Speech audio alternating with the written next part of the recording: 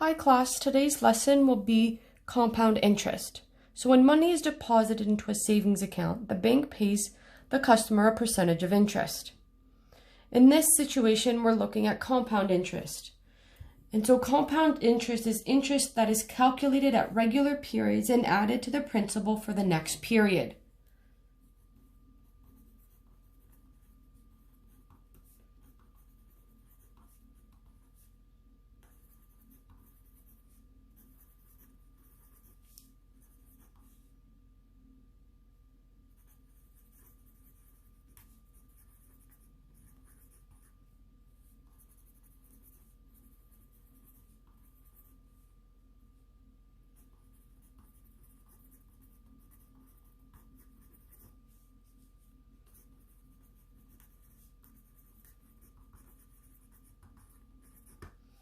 So let's look at an example to have a better understanding. So as a grade 8 graduation gift, Luke receives $100. He wisely puts the money into a bank account and earns 20% interest compounded annually.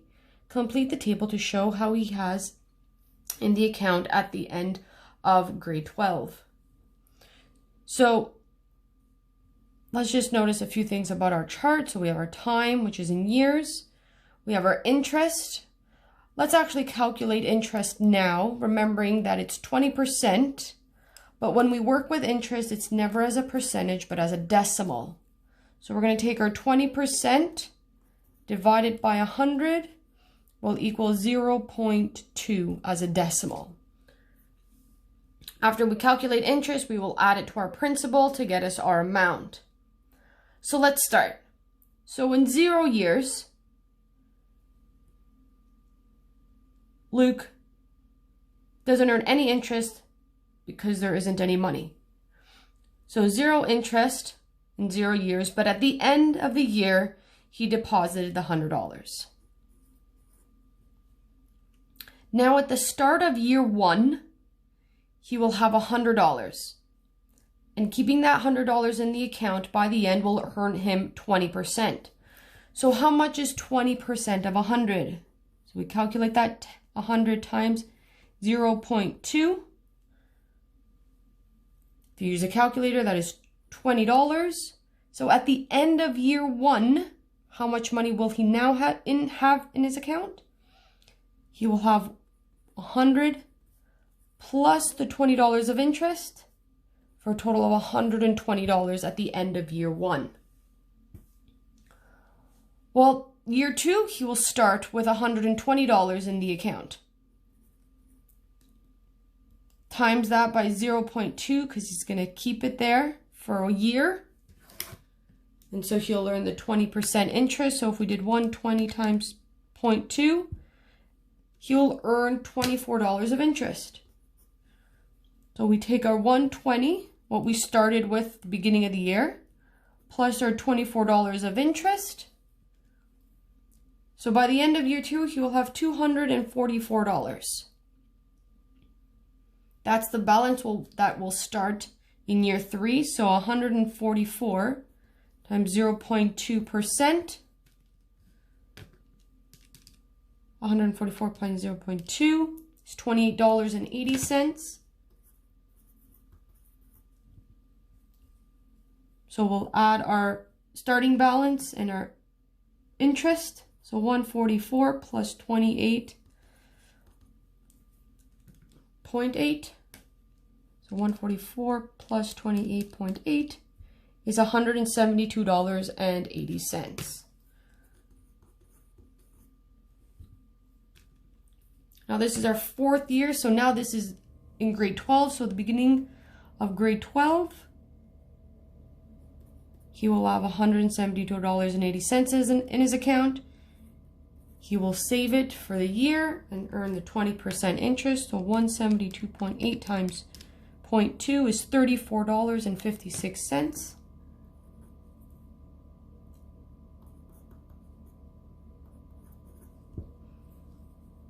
Therefore, if we add that together, 172.80 plus 34.56 equals 172.8 plus 34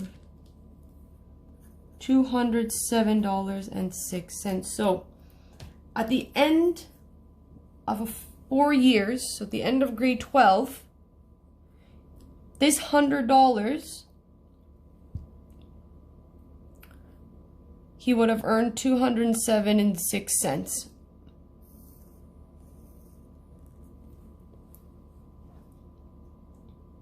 So fortunately, with this compound interest, we do have a formula, so we're not sitting here calculating this for every situation.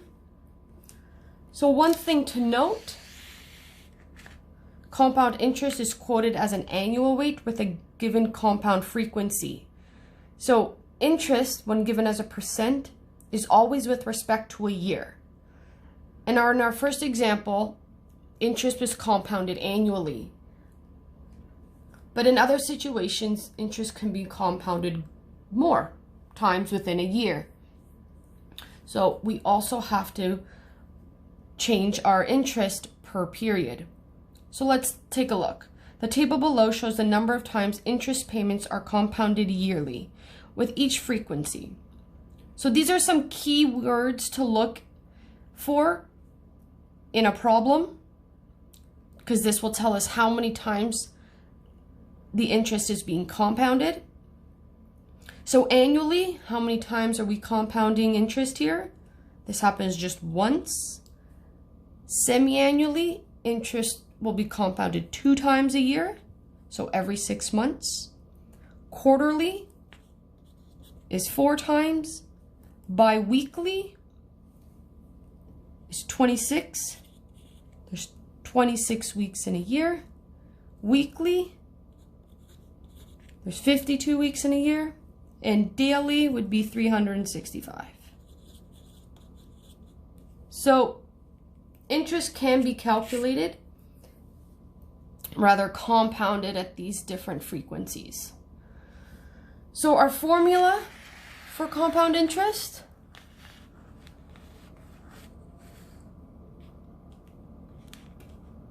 is A equals P times 1 plus I, all to the power of n. So let's understand these variables. So A is our future value, so what we will have in the future after some time of saving that money. P is our principal.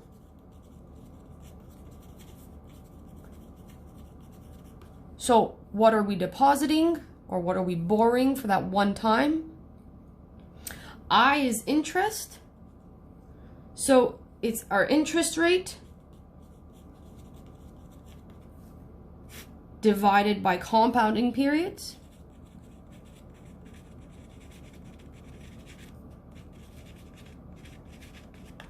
Okay, and remember, interest is always as a decimal. And n are the number of compounding periods.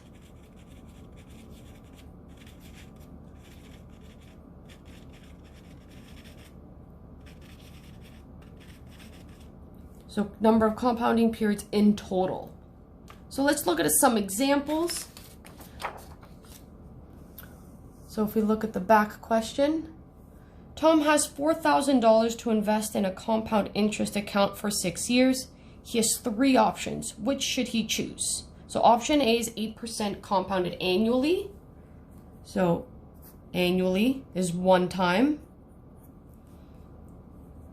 Option B is 8% compounded semi-annually. So this would be a times 2. And option C is 8% compounded quarterly. Quarterly is 4 times a year. So let's calculate. If we write our formula, compound interest. The other reason why we know it's compound interest, because it blatantly tells you compound interest. With simple interest problems, they won't say compounded. And that's how you'll know that it's a simple interest problem. So this is option A. Let's start there. So A is in question. then that means P must be given to us, I must be given to us, and N must be given to us. So we know our principal amount is $4,000. Our interest, they tell us, is 8%. So remember, 8% divided by 100, because we want that decimal. And then we have to divide by our compounding periods. And in this case, option A is annually, and that is just 1. N is the number of compounding periods. So that means for 6 years, it's only compounded once a year. So that is 6. Let's just calculate our interest. So 8 divided by 100 divided by 1 is obviously 0.08. So let's quickly substitute into our formula. So don't try to put this all in your calculator at once. Follow BEDMAS. So we have brackets. So we're gonna add 1 plus 0.08, which is just 1.08. After we simplify the bracket, we have our exponent of 6. So 1.06 to the exponent.